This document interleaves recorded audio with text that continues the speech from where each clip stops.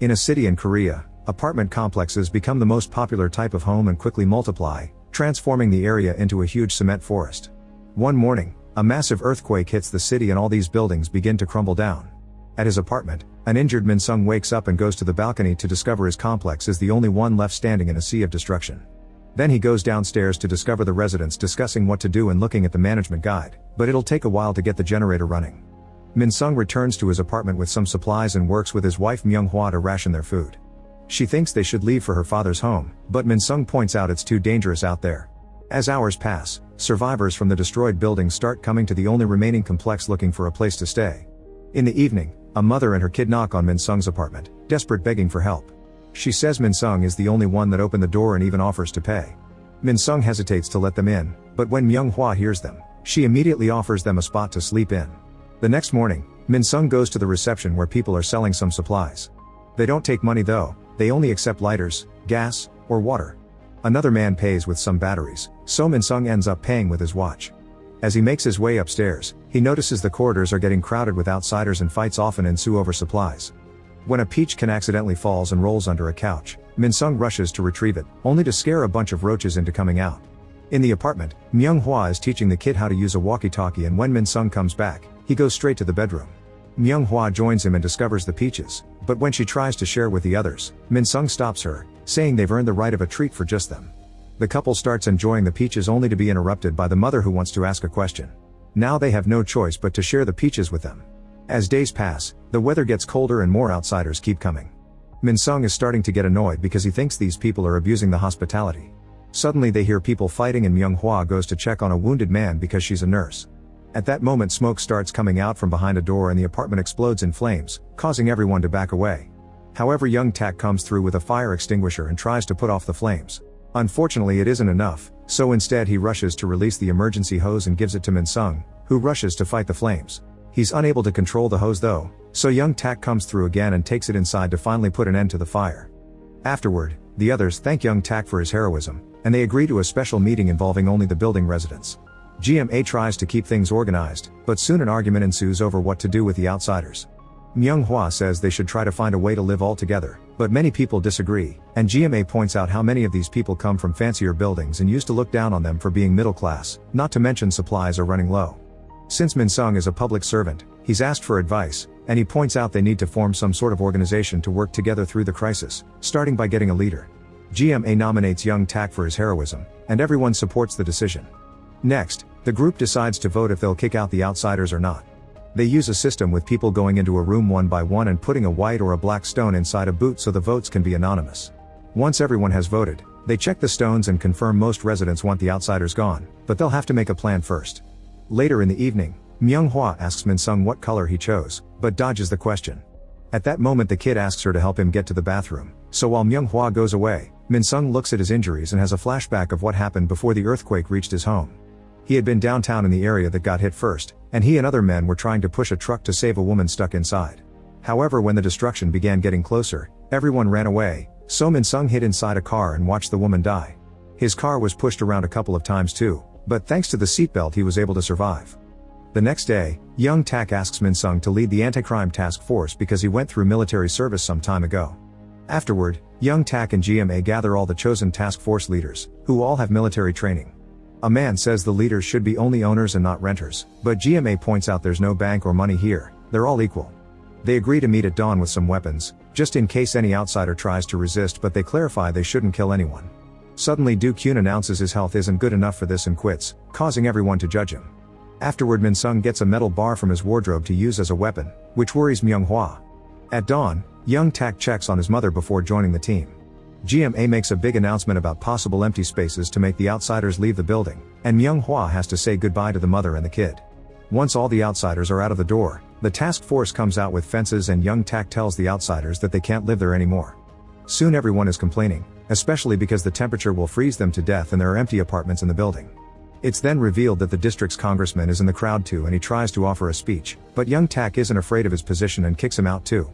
An outsider calls him out for treating the government with disrespect and tells the others to start pushing their way inside. Chaos immediately ensues as the task force tries to block the doors to stop the outsiders from entering, but they push so hard that the glass breaks. The task force falls and a few outsiders attack them, But after some struggle, they manage to push them back and more people come down from the apartments to help. Young Tak gets hurt in the process, and once the outsiders are pushed back by using the fences, he yells at them with blood on his face, causing a scary impression. At that moment some residents start throwing rocks from their apartments, and the outsiders run away. Everyone celebrates except for Myung Hwa, who is disturbed by all this violence. During the following days, the residents work together to rebuild any damage to the building and share all the supplies. They also build a gate around the complex to stop everyone from crossing into their territory. GMA establishes some rules. Only residents may live there. It's forbidden to go in and out at will to avoid trouble. No fires should be started, and rations are provided according to one's contribution so nobody will slack off. When it comes to personal hygiene, because of the lack of water, they must put their excrement in bags and throw it into a hole in the ground. A bunch of task forces are also formed for the sake of organization. The anti-crime force is in charge of patrols and maintaining order, and they allow any man older than 16 to join. The rations force distributes the supplies properly, and the maintenance force works on repairs. There's also a medical force that helps with injuries. Everyone is happy to be working together and improving their living space. When the lack of supplies begins to be a problem, Min Sung and a few men leave the complex to go looking for food in the city ruins.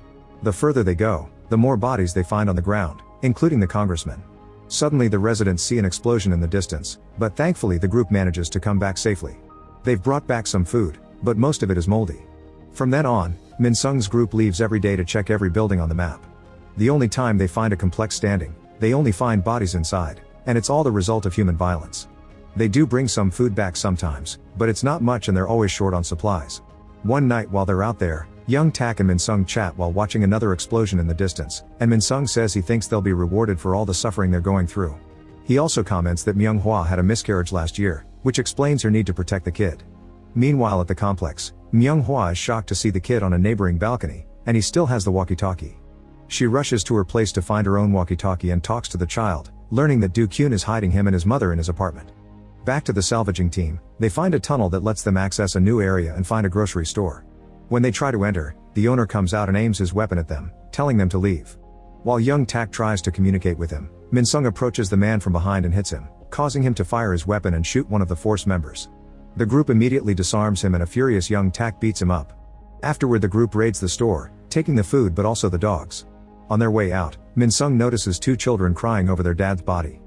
Nearby, a group of survivors discuss the rumors of a complex paradise, but when they see the team walk by, they get scared and run to hide.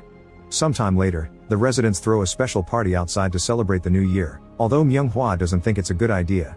Suddenly, two residents get scared when they see something approaching in the dark, but it's just a woman called Hyewon. She used to live here with her parents, but she left with her mother after they discovered the father had cheated. Her apartment used to be next to Young Tak's, but she doesn't remember him. Since they find proof of her having lived there before, they officially introduce her to the rest of the residents with a warm welcome. Afterward the celebration continues with some karaoke thanks to the generator being connected to the machine for the special occasion. While Young Tak sings, he thinks about the fact Hyewon didn't recognize him and a flashback reveals the truth. His real name was Se Baum and he used to be a taxi driver. Before the earthquake, he broke into the apartment belonging to the real Young Tak, who worked for an organization that scammed people. Se Baum was one of his victims and wanted his money back, but when Young Tak refused to help him, Se Baum attacked him. Young Tak managed to stab him, but Se Baum didn't give up and threw him on the floor to kill him by filling his mouth with the stones while Young Tak's mother watched and had a seizure. At that moment, Se Baum got a call from his wife and daughter, who were yelling at him because the debt collectors had come by to take everything. Then the earthquake happened, and since his wife hated him anyway, Se Baum stayed there and took over the identity of Young Tak.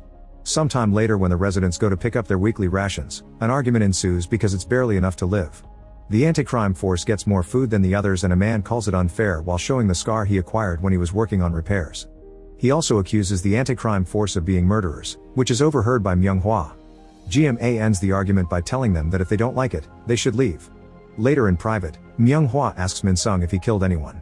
Min Sung tells her there was an incident but that the guy didn't die. However, Myung Hwa is disgusted by such violence and tells him not to go on those searches anymore. Afterward, Myung Hwa takes some of her extra supplies to Do Kyun to help the hidden outsiders. Meanwhile Young Tak visits Hyewon with the excuse of bringing her a heater. He also asks her if she knows his mother, and when she says yes, Young Tak corners her against the wall. With a threatening voice, he asks if she remembers him now, so Hyewon lies and says yes for the sake of her safety. Moments later, Hyewon is having a wound checked on by Myung Hwa, who asks how things are outside. Hyewon says it's hell out there, but there's a rumor of a group living near the station. When other women in the room begin making comments, Hye-won calls them out for their sheltered hope and points out there are hundreds of bodies out there that they're ignoring. The women scold her for being rude and accuse her of taking advantage of their work because she arrived later. They also insult her dad. Hurt, Hye-won stomps out, and when Myung-hwa follows her, she tells her that everyone here is crazy because Young Tak isn't a real resident and they treat him well, but they don't do the same with her. Their conversation is interrupted when they hear screaming. They've discovered a resident body that was killed by the outsiders when he crossed the gate alone. The killers even left a message with blood saying everyone would pay soon. This reminds Young Tak of having found his daughter's body in the city ruins, and he immediately announces that from now on there will be strict control over who leaves the complex and the number of guards will be increased. Later in the evening, Young Tak goes to Do-kyu's apartment and looks around, pointing out Do-kyu has lots of furniture he should be donating for wood. After opening the wardrobe and all the drawers, he lifts the mattress from the bed and finds the mother with the kid hiding in there. Young Tak immediately kicks them out and punishes Do-kyu for breaking the rules while the residents watch without protesting. Then Young Tak tells Min-sung that his wife was involved too.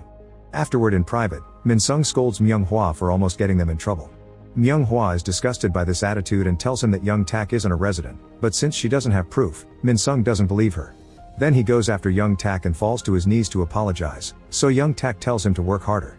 The next day, the anti-crime force becomes even stricter. They visit every apartment to check for outsiders, and if they find any, they kick them out and mark the door with red paint. Myung-hwa tries to secretly bring some medicine to Do-kyu, but he refuses to take it to avoid trouble. Once the cleansing is done, Young Tak makes the rule breakers apologize multiple times on their knees while announcing now the building only has true residents in it. At that moment they hear yelling and notice Do-kyu standing on the balcony. After he says this is all wrong, he falls to his death. Later, while the residents are burning the body, a small earthquake causes a building nearby to collapse, and this breaks a huge tank that finally provides them with water again.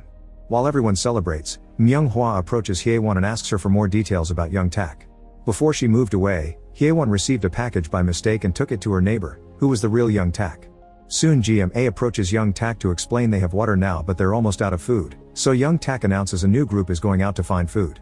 Hye-won and Myung-hwa use this chance to make a hole in Hye-won's wall and break into Young Tak's apartment. They look around but find no clues because Young Tak got rid of them, so Hye-won asks the old lady, but she has no idea what's going on. The duo is ready to give up, but on their way out, Hye-won notices the washing machine is strangely sealed. They proceed to open it and are disturbed to find the real Young Tak inside. Meanwhile, the group travels farther than ever and eventually finds a destroyed food court. The only way in is a very tight tunnel filled with bodies, so Min-sung volunteers to cross it. He's disgusted by the bodies and even thinks he sees a hand move, but he stays strong and reaches the end. After breaking some glass, he's delighted to discover a room full of food. The group immediately works on getting it all out, and when they start making their way back, Min-sung sees a hair clip that he grabs for his wife. Suddenly, flaming pieces of debris start falling around them, so they run to hide, but unfortunately a member is hit and dies. Once the debris shower stops, the group returns to the complex with the food and the body. GMA is devastated to see her son dead and slaps Young Tak for not protecting him like he promised. The moment is interrupted by Hye-won, who shows everyone the real Young Tak's ID and makes some men bring out the machine with the body. Everyone starts panicking and demanding an explanation, so Young Tak snaps, pointing out that he gave his life for this complex and they wouldn't be here without him. He also mentions that he was scammed, so the apartment is technically his. However, nobody supports him and GMA yells at him again, inspiring everyone to yell too. The furious crowd begins pushing Young Tak to kick him out, but he manages to pull away and go after Hye-won, who he pushes into the excrement hole. Suddenly Min-sung appears with a weapon in hand, but he can't bring himself to shoot, so Young Tak easily takes the weapon from him. At that moment, the gate begins crumbling down, and the outsiders finally break in to get their revenge. Many men stay to fight and Young Tak begins shooting people all over the place, but most residents run away. Myung-hwa and Min-sung hide in their apartment, but a person comes in and attacks Min-sung, heavily wounding him. Myung-hwa comes in his defense and almost gets killed, but Min-sung recovers and saves his wife by killing the guy. Afterward, the couple leaves the apartment and seeing the riot outside, they decide to leave the complex. Suddenly someone throws a bomb at the building and Young Tak kicks it away, but it still explodes above them and kills dozens of people. Young Tak is seriously hurt but still makes his way into this apartment, only to fall and die as soon as he makes it inside. Then a bunch of people enter to steal his things, and soon most people start leaving the complex behind. Back to Myung-hwa and Min-sung, they hide in a destroyed apartment for the night as it begins to rain. Min-sung is in pain, but Myung-hwa doesn't have the supplies to help him. The following day, they keep walking around ignoring other survivors until night falls again, so they hide in a destroyed church. Before they fall asleep, Min-sung gives Myung-hwa the hair clip and says he's glad he married her. The next morning, Myung-hwa wakes up to see a beautiful light effect on the windows, but she also discovers Min-sung is dead and cries her heart out. Suddenly she's found by a group of survivors that invite her to come with her. Myung-hwa is taken to the group near the station that Hye-won mentioned, and she's surprised by how accepting they are. She's given food and a place to stay without hesitation, and outside food is being shared in equal amounts, proving humans can opt for kindness if they want to. Make sure to subscribe and turn on notifications so you can watch more videos like this. Thanks for watching.